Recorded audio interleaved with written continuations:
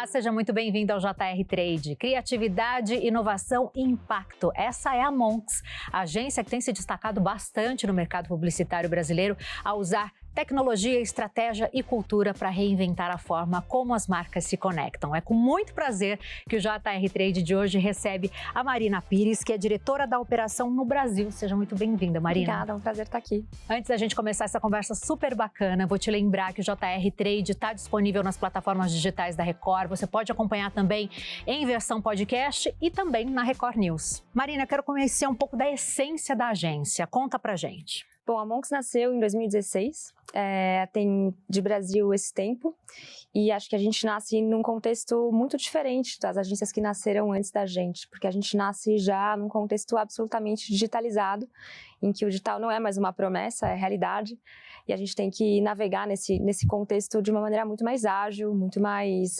conectada com as pessoas, né, muito mais pronta para essa interatividade que é em tempo real. Então a Monks nasce muito orientada para isso, garantindo que as marcas e as pessoas possam se conectar no que é importante para elas, né, nos desafios das marcas e nas paixões das pessoas.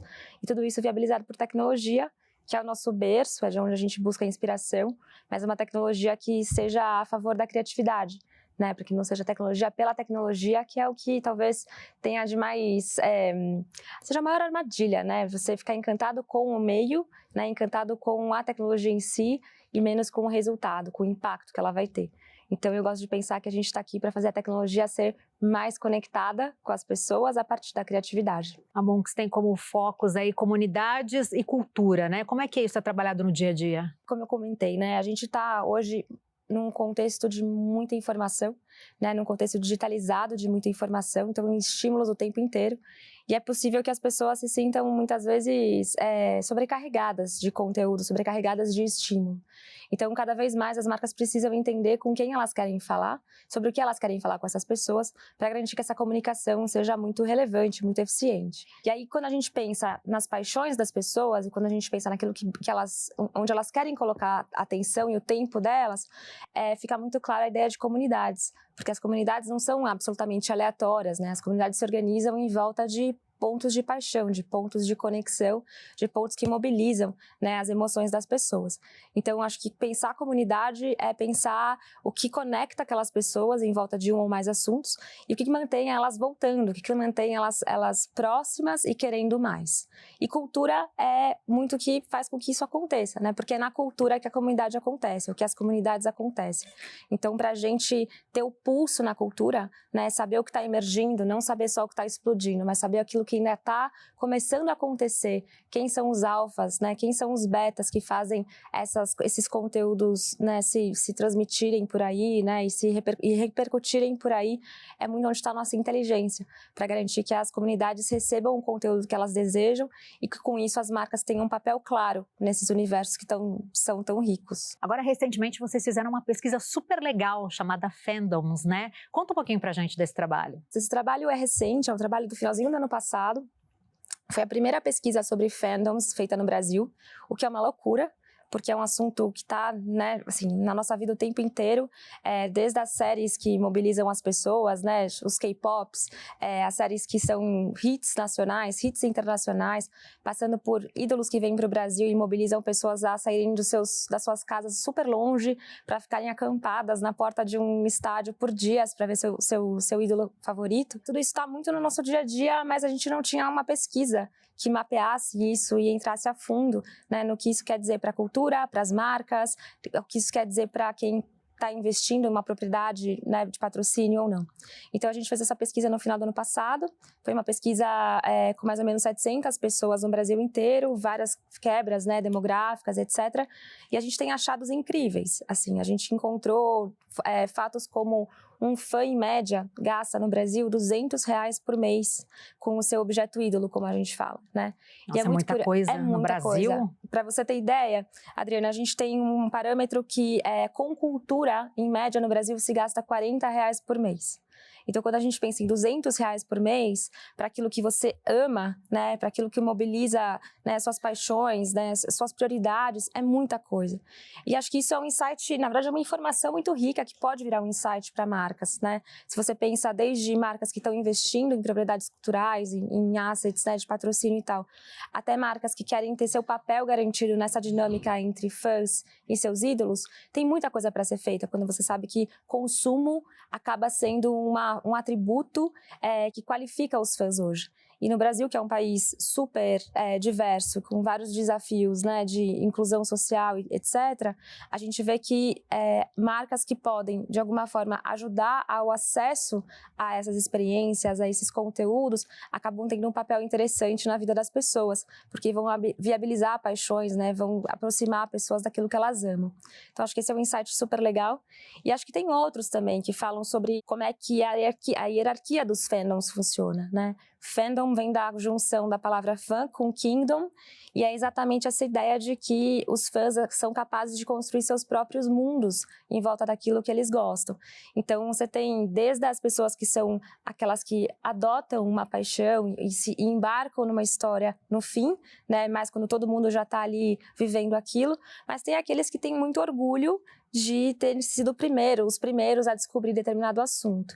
Então, se constrói toda uma hierarquia ali, em que as pessoas querem mostrar quem é mais fã, tem uma competição de quem é mais fã, eu fui em tal coisa, você não foi, eu comprei tal coisa, você não comprou.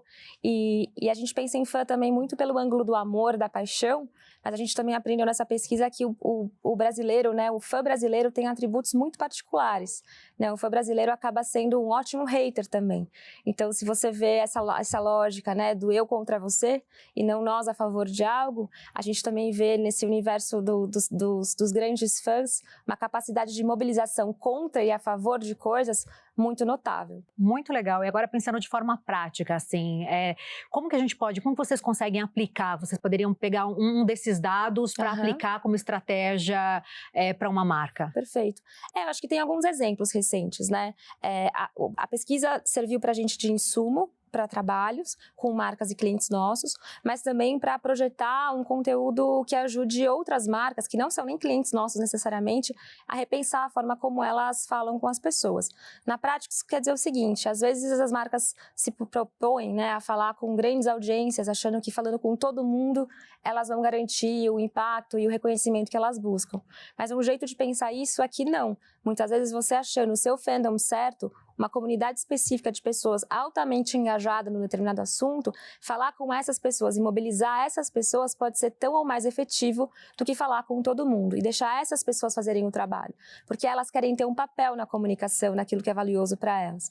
Então, na prática também, a gente percebe que muitas marcas que investem um valor altíssimo, investem muita grana em trazer ídolos para o Brasil, em patrocinar shows, etc., muitas vezes gastam tanto quanto elas gastam em trazer o ídolo para cá, o cachê e tudo mais, em comunicação.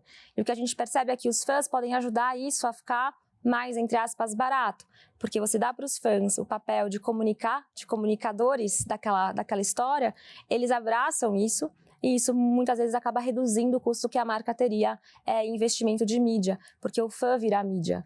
E isso é muito revolucionário se a gente for pensar na forma como a gente faz comunicação ainda no Brasil.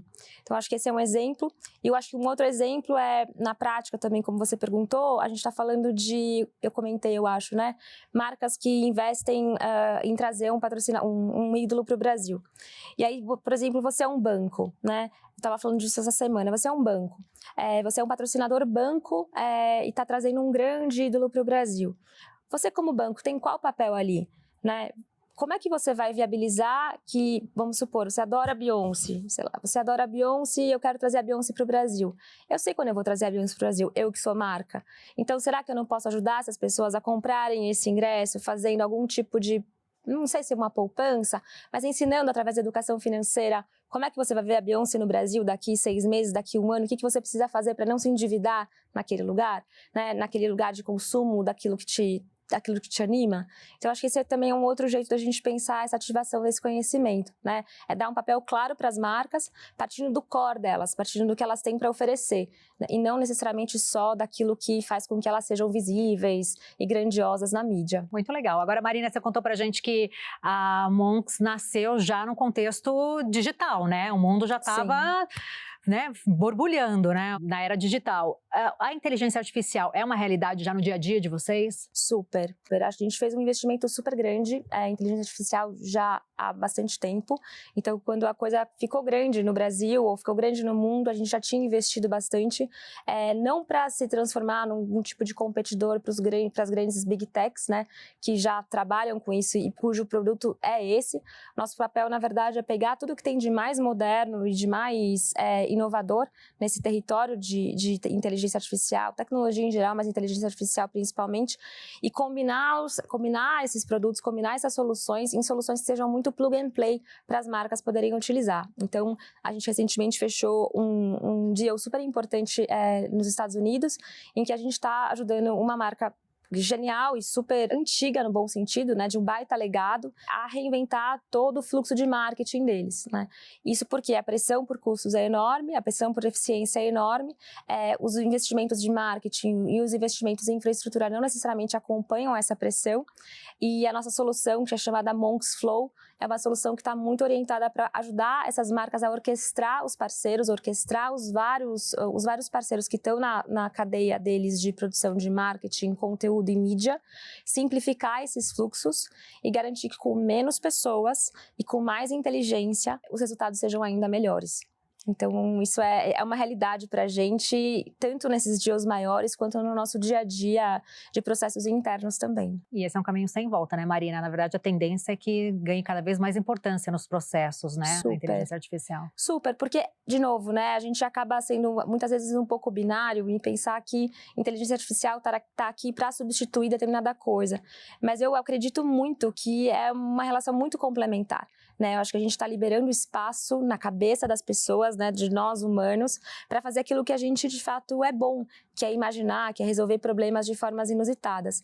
E o que é o trabalho duro, né, o que é o peso pesado ali, que toma tempo, que toma uma energia mental, que pode ser substituída e pode ser mais rápida a ser substituída, acaba sendo um papel excelente para a AI, em nome dessa eficiência, em nome dessa agilidade. Agora, a Monks foi eleita agência do ano no ano passado, Sim. né, no TikTok Awards. Conta pra gente um pouquinho sobre a importância desse prêmio, o que significou para vocês. Foi um jeito incrível de fechar o ano, te digo.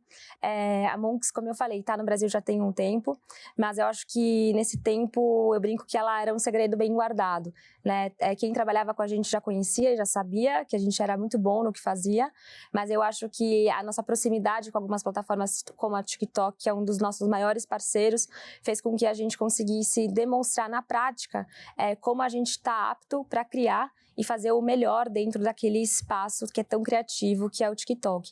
Então, eu acho que para a gente é um reconhecimento de um trabalho que também não é de hoje, é um trabalho já de algum tempo, mas principalmente eu acho que é uma chancela importante da nossa capacidade de comunicar, né, usando criadores, que é quem está ali no TikTok fazendo toda a diferença, usando os formatos que a plataforma oferece, que são super inovadores, mas também colocando o desafio das marcas nessa equação, porque o TikTok Awards ele reconhece agências, no nosso caso, agências que fizeram o máximo com os formatos e resolveram problemas dos seus clientes.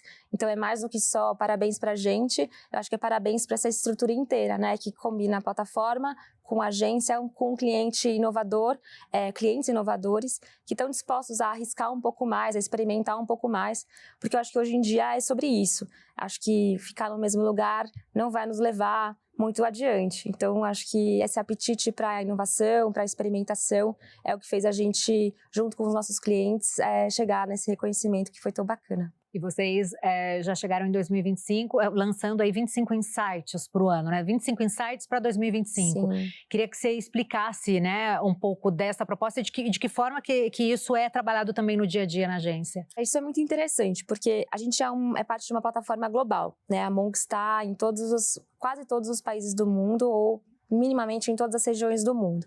Então, a gente tem um acesso muito privilegiado a conteúdo, né? A gente está o tempo inteiro trocando entre as Monks né, de todas as regiões e aprendendo com o que um outro mercado está vivendo. Então, esses 25 insights, eles são lançados todo ano, numa intenção de capturar aquilo que está emergindo, né, no mundo hoje, mas mais do que capturar, torná-los muito acionáveis. Então, acho que se quem está aqui assistindo a gente sabe, começo de ano é sempre o momento do lançamento de vários reports de insights. Não, então, insights não faltam, observações não faltam. Mas acho que o nosso compromisso na Monks é, sim, reconhecer o que está surgindo, reconhecer o que está vindo ali na frente, mas mais do que isso, tornar isso que está ainda emergindo acionável agora.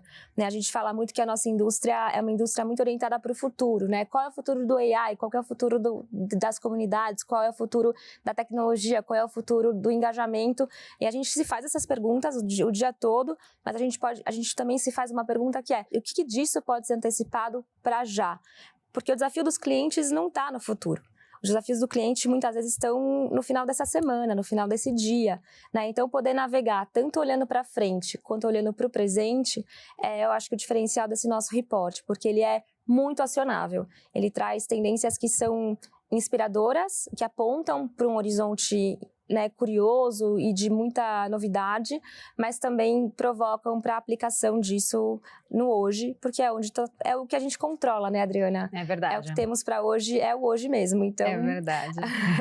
E o que seria esse modelo Orchestration Partner, que tem sido uma grande aposta da Monks também? A Monks, como eu comentei, né, ela nasce já num contexto altamente digital, né? Então, quando a gente nasce, o digital não é mais uma promessa, ele é uma realidade, e isso teve um impacto enorme na forma como os clientes gerenciam, né, os seus desafios de marketing e de comunicação.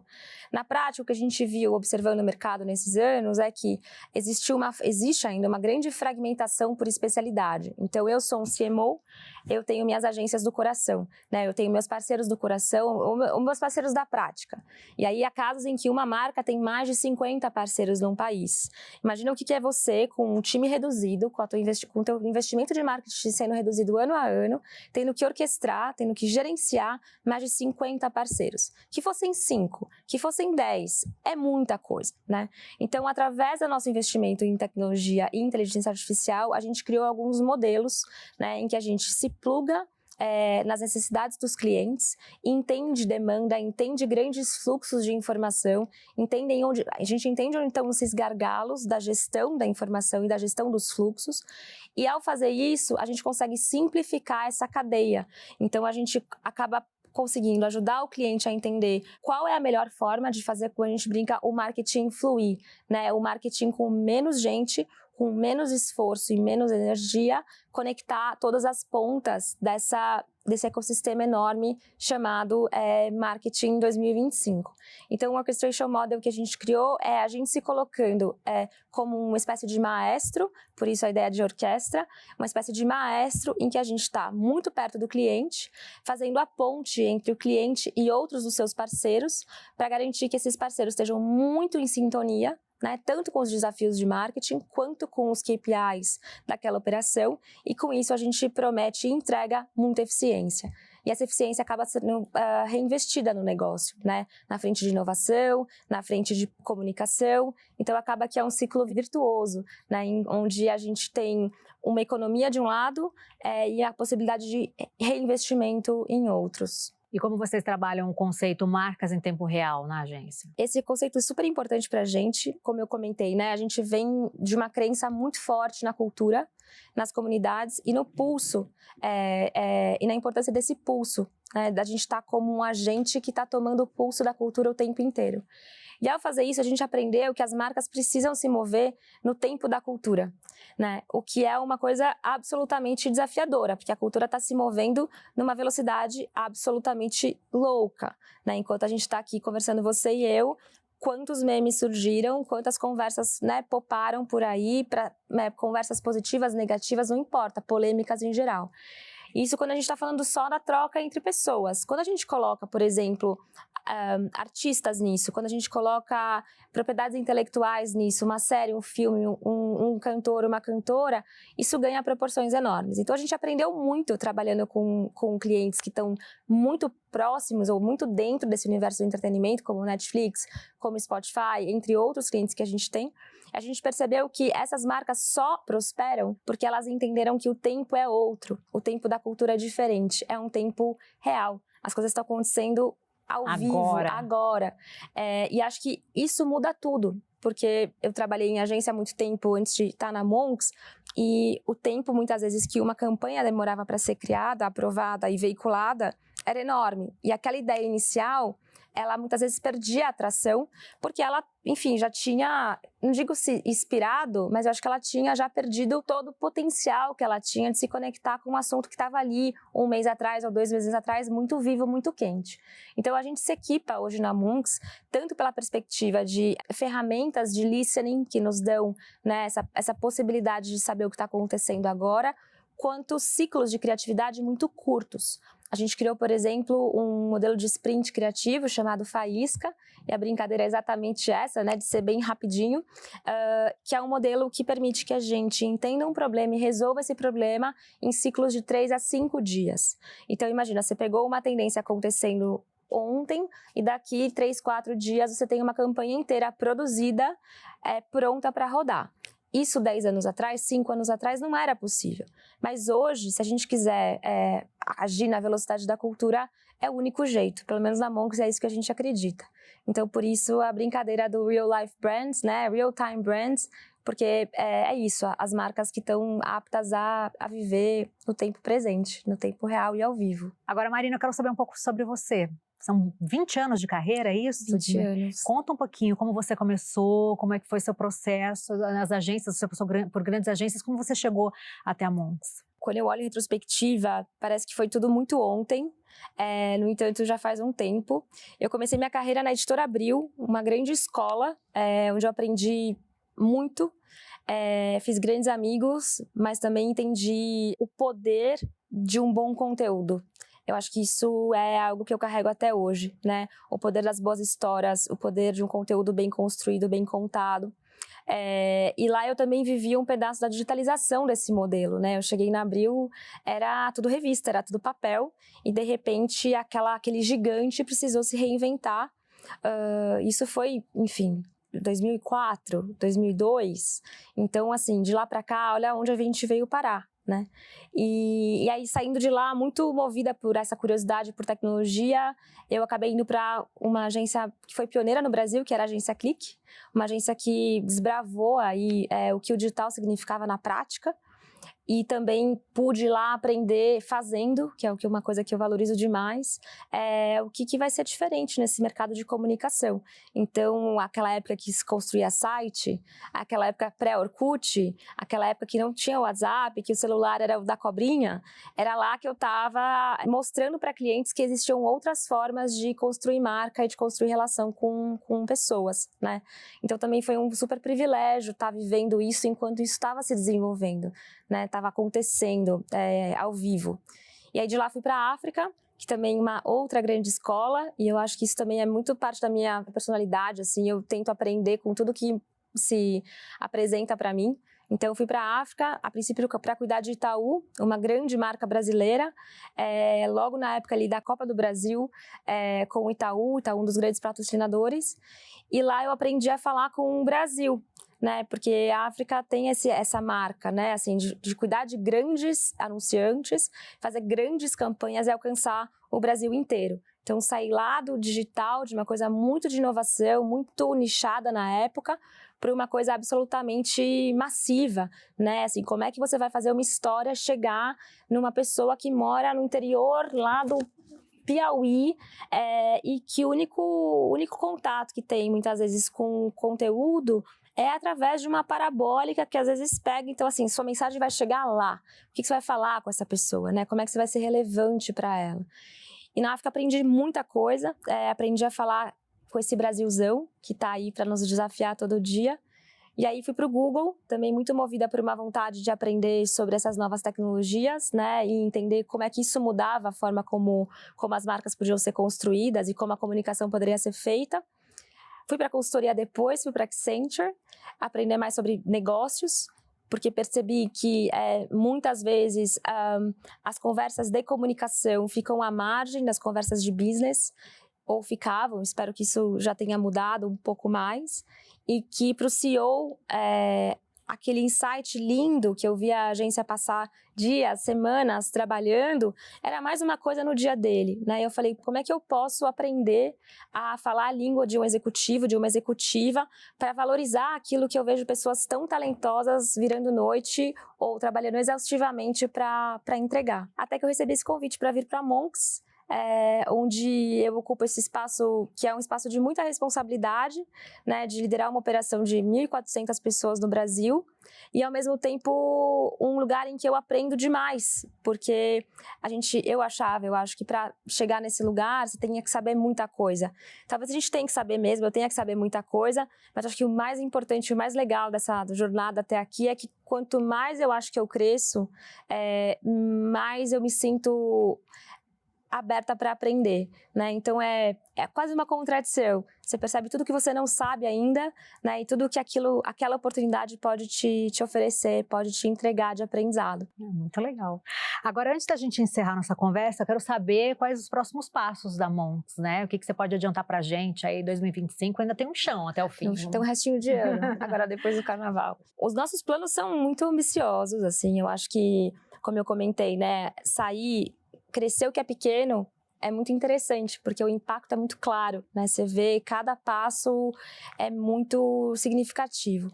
Então, hoje, a gente tem no Brasil uma estrutura grande, uma estrutura de 1.400 pessoas. Essa estrutura está dedicada a 2 grandes frentes, que é marketing e tecnologia.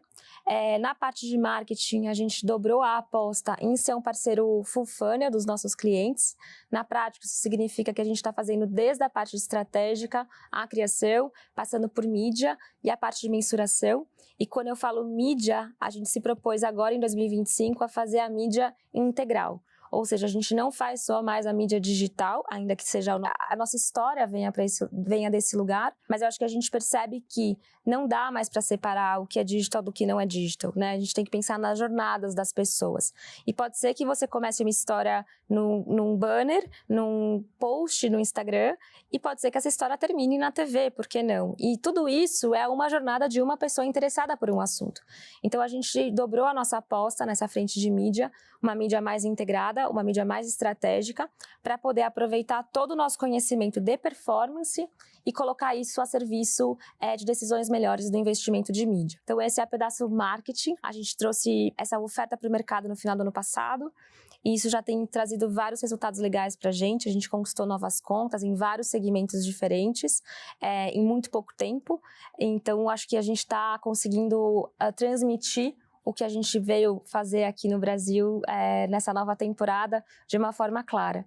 E na frente de tecnologia, como a gente comentou, existe um investimento enorme, muito massivo na frente de AI, menos o AI em si, porque não é o nosso negócio, a gente não vende AI puro para o mercado como parceiros de tecnologia fazem, mas soluções que tenham AI embedada, né, embutida, para facilitar a gestão dos fluxos de marketing, do dia a dia do marketing. Então, acho que as nossas apostas esse ano passam por isso, por a gente ser reconhecido e encontrar clientes com um desejo de tornar seus investimentos em comunicação mais eficientes e nem por isso menos criativos, e colocar a tecnologia a serviço, né, desse marketing mais inteligente e desse marketing que tem a condição de mostrar impacto não só pela ponta, pela venda, mas também por processos mais otimizados. Sucesso, ainda mais sucesso para a Monks, muito sucesso para você também, Marina, parabéns pela trajetória. Eu quero agradecer muito a tua presença aqui com a gente. Eu que agradeço, um prazer. Até. Você encontra esse episódio do JR Trade na Record News, também nas plataformas digitais da Record e em versão podcast. Muito obrigada pela sua companhia. Até a próxima.